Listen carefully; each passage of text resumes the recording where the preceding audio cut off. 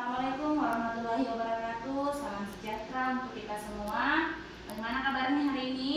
Baik, sehat ya? Iya. Nah, jadi Ibu mengadakan ini bukan suatu pelajaran seperti pada umumnya, tetapi ini mengenai tata cara guru BK. Sebelumnya kalian harus pahami dulu BK itu sebenarnya apa. Di SD BK itu belum ada, ya. Selama Ibu mengajar di sini, BK itu belum ada. Namun dalam hal ini, Ibu akan memberikan pemahaman lebih awal tentang apa itu BK. BK itu adalah bimbingan konseling, bimbingan bagi siswa yang memiliki permasalahan-permasalahan di sekolah. Permasalahan itu dalam bentuk apa saja? Ada yang kurang atau malas ke sekolah, ada yang suka membuli, ada yang suka berkelahi, ada yang suka membolos, ada banyak permasalahan-permasalahan yang ada di sekolah. Kenapa Ibu memanggil kalian?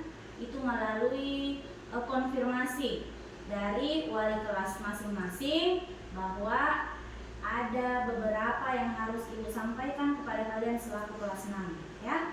Apa itu? Itu tentang motivasi belajar. Mungkin ada yang bertanya, Ibu, motivasi belajar itu apa sebenarnya? Nanti kita akan lihat di slide apa itu motivasi belajar. Kira-kira setelah Ibu memberikan pemahaman tentang motivasi belajar, apakah kalian semua akan berubah di sekolah atau tidak? Ini bukan merujuk kepada praktek, bukan ya, ini monoton dan benar nyata bahwa wali kelas kalian menyampaikan sama Ibu kalau motivasi belajar saat ini kalian itu berkurang, ya. Berkurang artinya kita akan tingkatkan bagaimana cara belajar yang baik supaya pekerjaan di rumah tetap dibantu orang tua, tetapi kita juga tetap rajin mengerjakan tugas di sekolah, ya. Karena laporan dari wali kelasnya bahwa nilai predikat dan nilai prestasi siswa kelas 6B itu menurun, ya. Kalian tidak boleh memperlihatkan hal-hal yang kurang baik di sekolah ini. Artinya sebagai siswa harus kalian semua mau berprestasi, kan? Mau. Caranya apa? Kita belajar melalui bimbingan ini tentang motivasi belajar, ya, supaya ada hal-hal positif yang bisa kalian bangun supaya kalian itu tambah pintar, tambah cerdas, tambah bisa, tambah mau punya keinginan yang kuat. Bu, saya harus bisa, saya harus belajar, saya harus sukses, Bu. Caranya seperti apa? Kita belajarnya melalui metode ini, ya. Kenapa Ibu mengambil siswa kelas 6B saja? Ya, karena di bimbingan konseling itu siswanya memang punya kelompok tertentu. Artinya punya permasalahan-permasalahan yang berbeda. Ada yang punya masalah suka berkelahi, dikelompokkan yang suka berkelahi semua. Ada yang suka membuli, dikelompokkan yang suka membuli semua. Jadi ini Ibu menjadi pilihan dari wali kelasnya. Karena apa? Motivasi belajarnya kurang di rumah sampai di sekolah, ya. Jangan pernah ragu dan takut menceritakan sesuatu hal yang ada di rumah kepada guru bimbingan konselingnya, tidak masalah, atau konselornya. Silahkan diceritakan, Bu, saya di rumah tertekan, Bu, saya selalu disuruh jaga adik, saya di rumah, Bu, selalu disuruh bekerja ke kebun, bantu orang tua, makanya saya kurang motivasi belajar, kerja PR tidak tenang.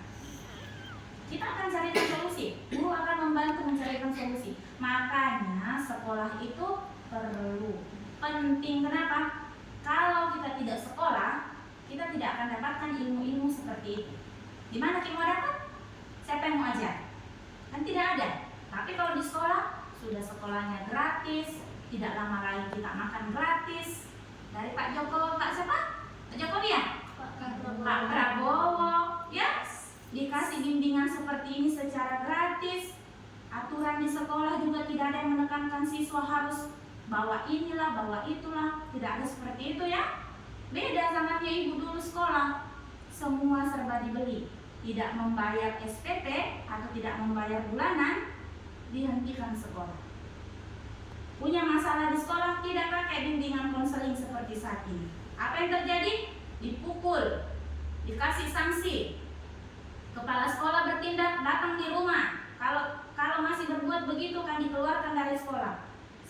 tidak ada seperti itu.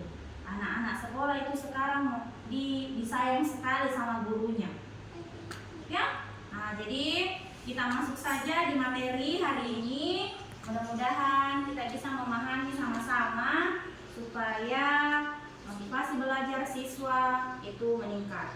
Ya, sebelum kita memulai, kita berdoa dulu supaya apa yang kita pelajari hari ini bisa bermanfaat, bisa merubah karakter yang kalian jalani tentang kurangnya motivasi belajar di kelas 6B. Ya, sebelumnya kita berdoa dimulai. Berdoa selesai. Jadi anak-anak sekalian, ini ada slide yang Ibu tampilkan di layar. Nah, kita bisa melihat sama-sama tentang motivasi belajar di SD. Ini ada slide yang kedua, ya.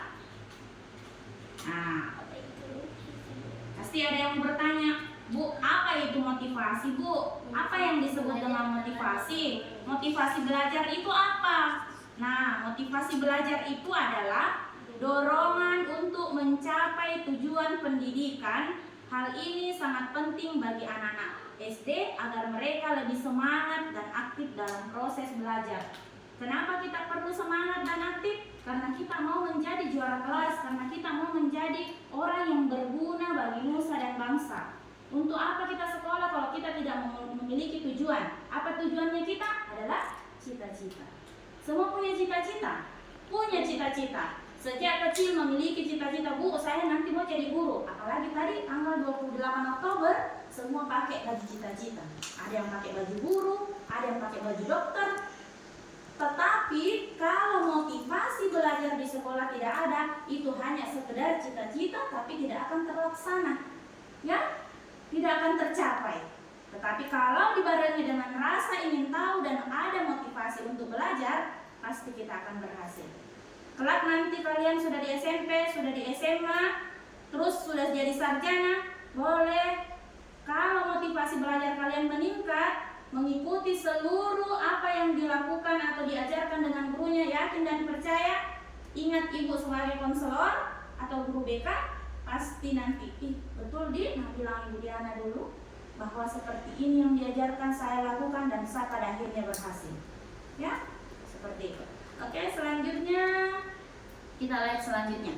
Tantangan motivasi. Nah, banyak anak menghadapi tantangan motivasi saat belajar, seperti bosan, tekanan akademis. Kartun dapat membantu mengatasi masalah ini dengan cara yang menarik dan menyenangkan. Nah, maksudnya ini apa? Ya, tantangan motivasi. Kadang kita kalau belajar di sekolah itu kadang bosan ya.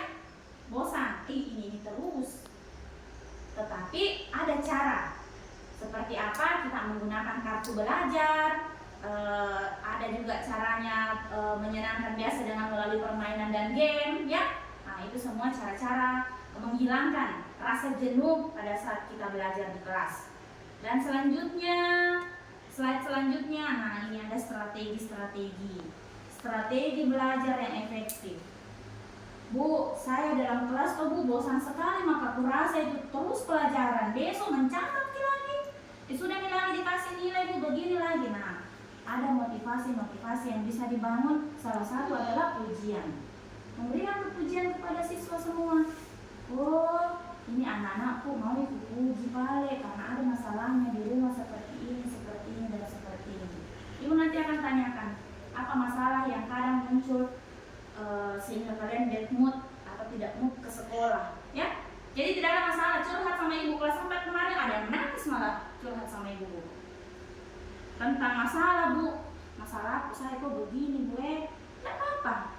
Makanya kalau saya ke sekolah kadang tidak dikasih maka uang sama mamaku karena marah-marah sama mamaku pagi-pagi. Semua ada masalahnya. Ya, kalian ini sudah beranjak remaja. Tidak apa menceritakan hal-hal positif. Nah, belajar menciptakan suasana belajar yang menyenangkan. Kira-kira bagaimana suasana dalam ruangan itu bisa menyenangkan? Belajar interaktif. Apa itu belajar interaktif, Bu? Mengajak kalian semua berpartisipasi dalam kegiatan belajar yang menyenangkan. Nah, yang salah satu buku yang berwarna, terus mengaplikasikan atau menggambar sesuai apa yang ada di pikiran kalian masing-masing. Itu salah satu bentuk belajar yang menyenangkan ya. Melalui juga bisa melalui fasilitas proses belajar anak di taman, umpama kita ke halaman, tidak mesti harus belajar selalu dalam kelas ya. Bisa disampaikan sama guru bidang studinya atau guru kelasnya, Pak, katanya guru BK, biar menambah motivasi belajar saya bisa dibawa kemana begitu belajar. Boleh meminta, ya, Pak, bawa Kak ke taman-taman Pak, supaya otakku tidak mandek di dalam kelas, terus bising, ribut dalam kelas, temanku semua pada mengganggu. Saya pengennya belajarnya di sini. Boleh. Tidak mesti menuntut ilmu itu harus dalam kelas. Ya, di luar juga boleh. Dibawa ke lingkungan juga bisa. Bahkan biasa ada orang, ibu sebagai guru tidak melarang siswa untuk makan pada saat belajar. Kenapa? Ibu alami sendiri, makan bukan makanan berat ya. Ada makan permen, makan cemilan. Ibu lebih encer otaknya, motivasinya ibu belajar itu lebih banyak kalau ibu mengunyah. Kadang minum, makan permen, apa segala macam, kan ada guru melarang ya. Simpan semua makanannya, tidak boleh makan, tidak boleh ini. Kalau ibu enggak apa-apa. Boleh, tapi jangan bilang ibu bukan makan nasi kuning.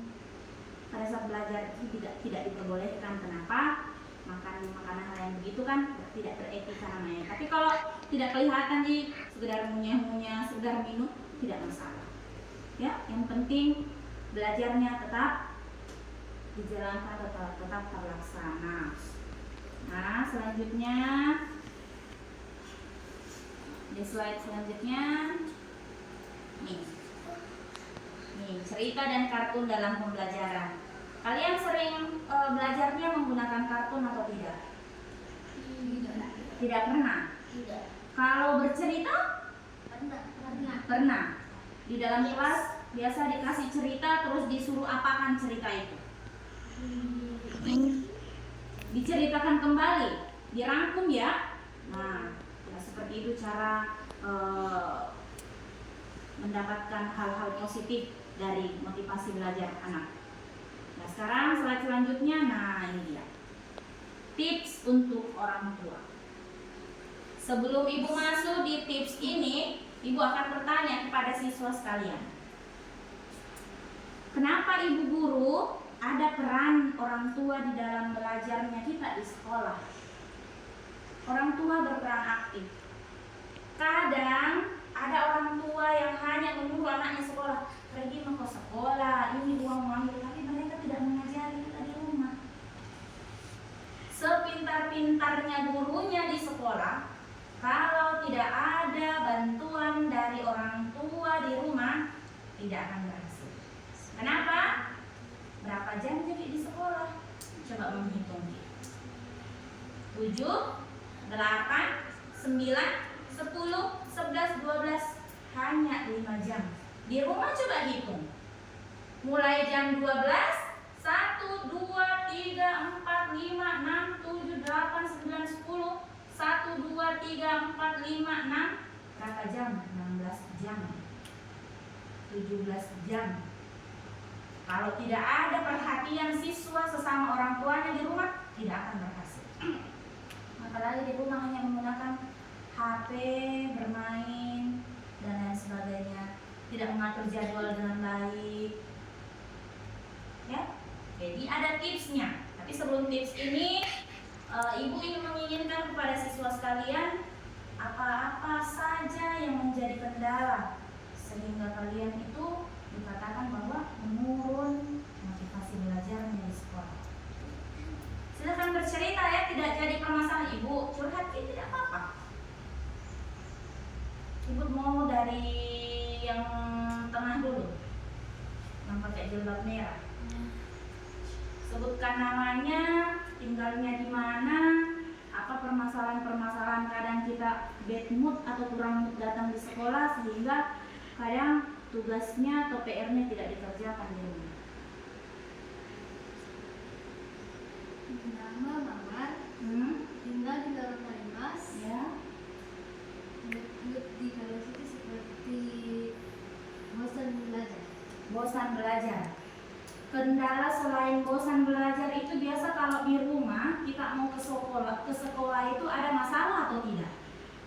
Tidak ada. Apa yang menyebabkan kita malas belajar atau bosan belajar di kelas?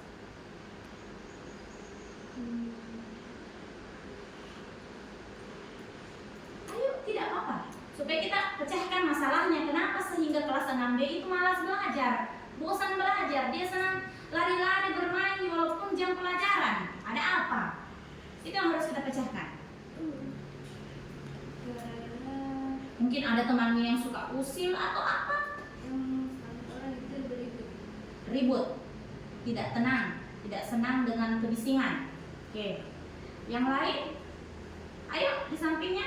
Namanya siapa? Siapa nama tak? Melalui Ya, terus? tinggal Ijeng. Ijeng yang mana, Gina? Oh iya, apa ya? Mengajar. Ya. Mengajar. Ah, terus apa permasalahan tak? Biasa tak tidak kerja tugas? Sering. Dia pernah. Ya, apa masalahnya? Biasa ada masalah keluarga yang kadang buat kita itu malas gitu, tidak bersemangat. Kalau dikasih tugas sama gurunya kadang jangan dikerja deh, biar misalnya ada punya nyontek sama temanku. Ada tak yang ketawa? Mereka pernah. Enggak. Tapi pernah itu terjadi. Apa yang menyebabkan sehingga kadang kita bad mood dalam kelas? Ribut. Ada temannya suka mengganggu? Ada. Teman suka mengganggu. Tuh. Kalau yang lain? Ada yang tidak kerjakan PR? Semua kerja tugasnya. Kalau sampai di sekolah dikasih tugas sama gurunya, ada yang tidak kerja? Banyak. Mau jadi orang sukses? Mau pasti. Kalau mau jadi orang sukses, apapun yang wali kelasnya bilang, apapun yang gurunya bilang, ikuti arahannya ya. Peran orang tua. Peran dan cara mendorong motivasi. Peran motivator. Motivator itu siapa? Orang tua dan guru. Ya. Berperan penting sebagai motivator utama dalam membentuk semangat belajar anak. Jadi orang tua penopang keberhasilan tak. Karena kenapa? Jamnya lebih banyak di rumah, ya, dibanding gurunya. Ibu dulu waktu sekolah, ibu yang ingatkan orang tua, Bu, Pak, ingatkan Kak nanti kalau sudah waktunya belajar, saya belum belajar, kasih keras suara tak, jamnya belajar.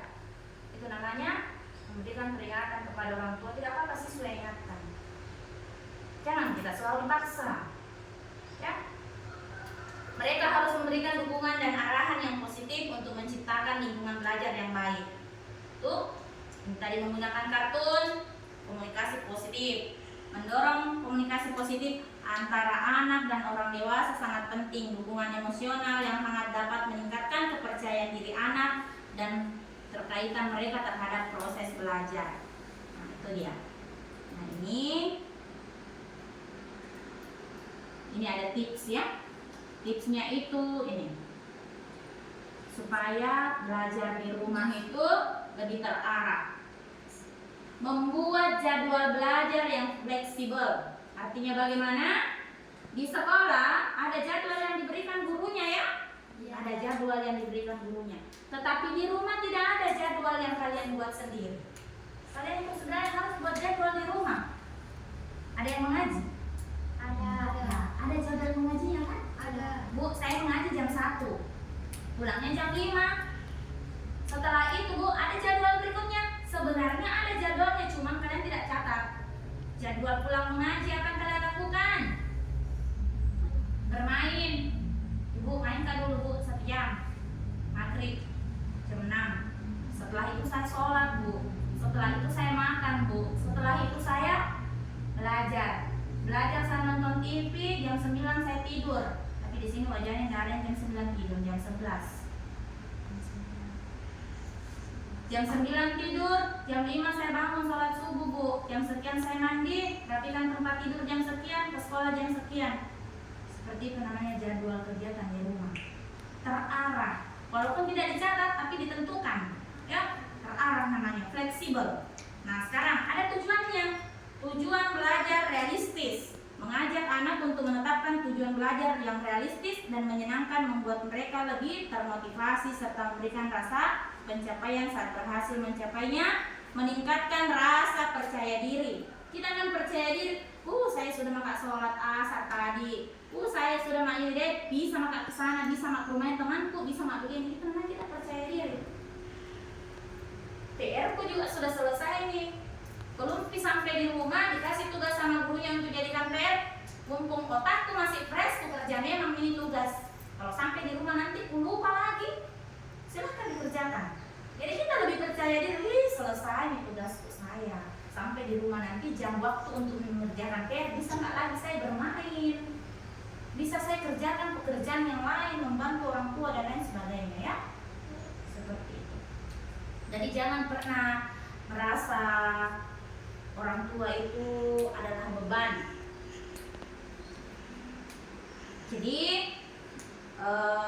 mudah-mudahan apa yang Ibu sampaikan hari ini bisa menjadi hal terbaik atau motivasi untuk kalian untuk berbuat di kelas supaya lebih baik lagi.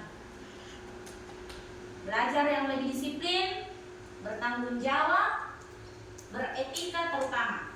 Biar kita berpendidikan, ya. Ada orang bilang berpendidikan belum tentu beretika. Tetapi orang yang beretika sudah pasti berpendidikan. Itulah yang harus kalian tanamkan, beretika dan berpendidikan. Jangan pernah lewat di depannya gurunya tidak melakukan permisi. Ada 4 kata ajaib, ya.